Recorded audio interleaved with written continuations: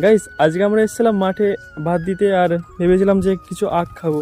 আর আখের বাগানে এসে দেখি কোনো আখই নেই, সব আখ পুড়ে গেছে।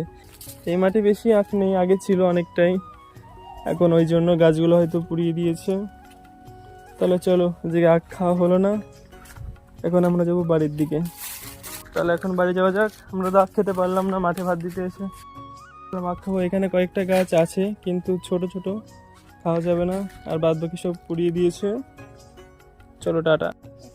এখানে একটা আগ ভাঙতে যাচ্ছে, কিন্তু মালিক যদি দেখতে পাই তো কেলাবে না, কিন্তু মাঠে আছে, মাঠে কাজ করতেছে। আর এখন পড়ে গেছে শীতকাল, আর আমাদের পাশের জমিতে সবকিছুতে এখন লাগানো হবে শস্য। আর ওই ধান কাটার পরে ওখানে শস্য লাগানো হবে, এই পুরো মাঠে শস্য হবে,